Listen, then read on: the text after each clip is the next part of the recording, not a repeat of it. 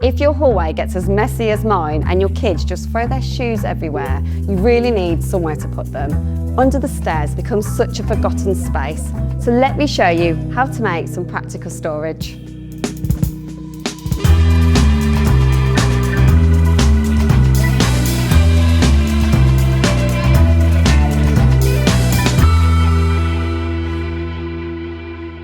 My hallway is a dumping ground, but underneath the stairs is often a wasted space and can be hollow.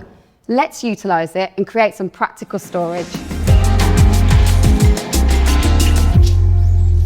Stairs come in all different shapes and sizes. I think I've got enough space for my ideal design, which is a tall cupboard here to put some coats in, a pull-out drawer for any shoes, and another pull-out drawer for any smaller items.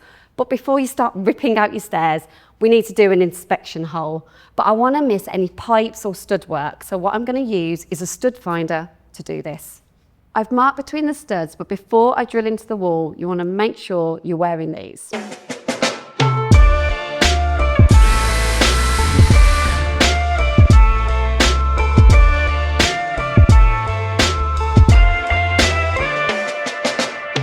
Now the hole's cut out, I can use the torch on my phone, which isn't on.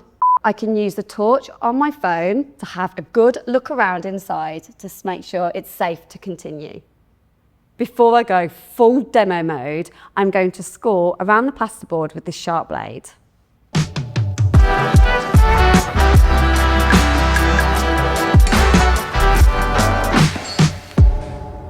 I now want to cut the plasterboard out in pieces, making sure I'm avoiding the studs. I could carry on using the jab saw, but actually invest in a multi-tool, it gets the job done in half the time.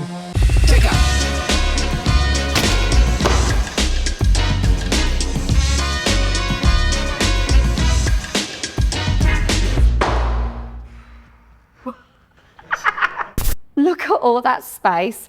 I now need to remove the studs. Ours aren't load bearing, but if in doubt, check with a professional.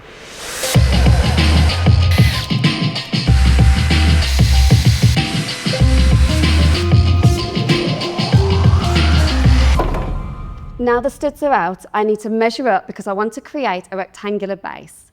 I need to take into consideration the thickness of the drawer fronts and the height of the skirting.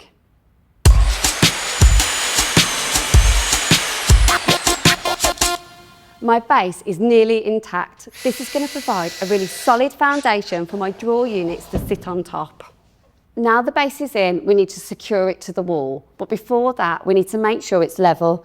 And this looks a little bit out. So if it is, you can adjust it using a packer. I'm just drilling my pilot holes so I can secure the frame to the wall. I used a stud finder to make sure I wasn't drilling into anything I didn't want to.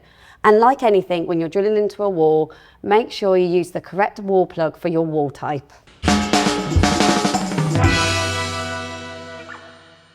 For my design, we want to create 3 units, all the same width. I'm going to be using plywood because it's more durable and has a nicer finish.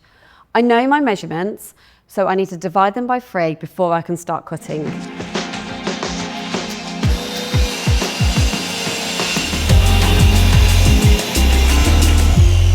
And next, we need to cut our ply for the sides. We know the height, but here is an angled cut. To get that, we need to use an angle finder. I've marked my ply with the angle from the stairs. Now I've got my line, I can transfer the angle onto my saw to match.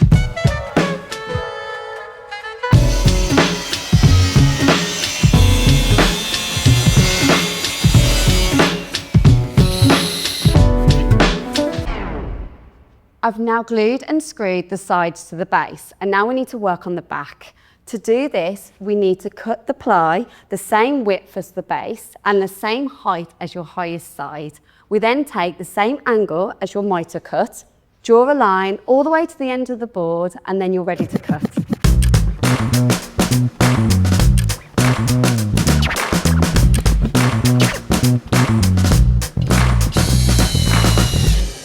We now need to make the top. To do that, we need to take the angle of the top of the back panel, transfer it onto a new piece of ply, draw a line, and make a mitre cut like we did before. Now the unit is built, we need to add the drawer runners. To do that, we need to get them at the right height. Now here is a top tip. Use an offcut apply, place it down and place your drawer runner on top. Make sure it's flush to the front and then you can pilot and screw your drawer runners to the unit. We now want to attach our push to open latch. We're adding these because we don't want door handles in a hallway. I've now made my second unit. I repeated the same process as I did for this one. We now need to place them under the stairs and secure them to the base and each other. Now my units are secured, we want to build the drawers. We're going to use the same method as the main units. So we're going to have a base, two sides, a back, but this time we're going to add a front.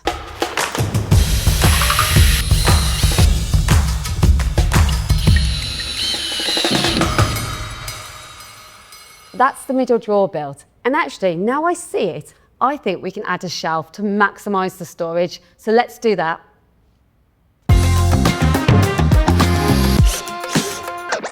I've attached the other half of the drawer runner. To do that, I've measured the centre of the runner to the bottom of the base minus 5 mil, and that will mean it won't catch the bottom. Next up, I'm going to secure the skirt into the front so we really get that built-in look. And then I can take the measurements to make my drawer fronts.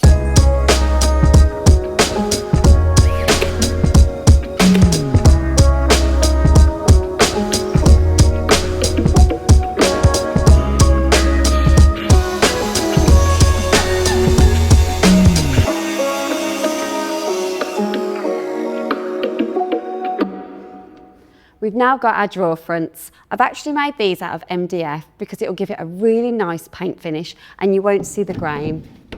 Now we need to secure it to our drawer fronts. To do that, you place it on top, put some packers at the bottom and to the sides, put a couple of pins in to hold it in place.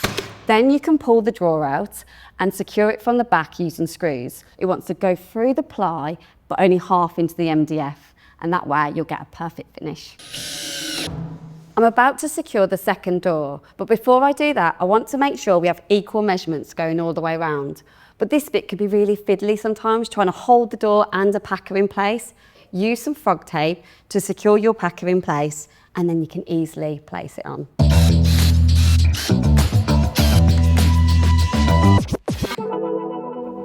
If you know you're going to add a lot of weight to your drawers, you might consider adding a second runner here. It'll give you that extra support. Now we're going to move on to the cupboard. I've added a base and cut some ply to create a door frame. However, to secure it, underneath the stairs can be quite tricky, so I've cut down some battens to help keep the ply in place. And then for this side panel is where I'm going to attach the hinges.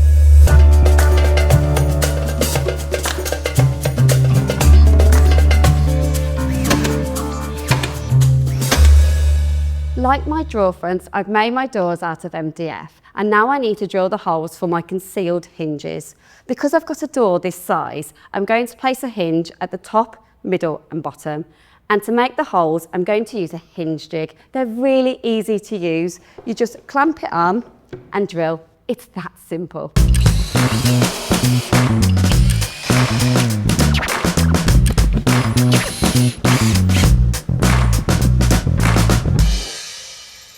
Wow, that fits perfectly. Now I can prime and paint.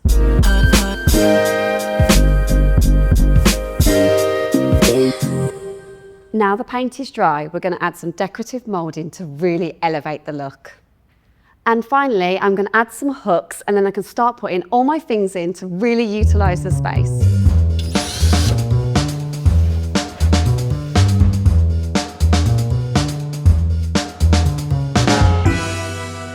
Let me show you everything I've managed to fit under my stairs. In here, we have all of our outdoor shoes, like wellies, and then in the next one, I've managed to get all of my tools, and then in the last cupboard is for all of my taller items, like my vacuum. I can't believe how much space was hidden in there. It just shows if you give something a go, you can achieve anything, because I've even managed to fit all my shoes in there.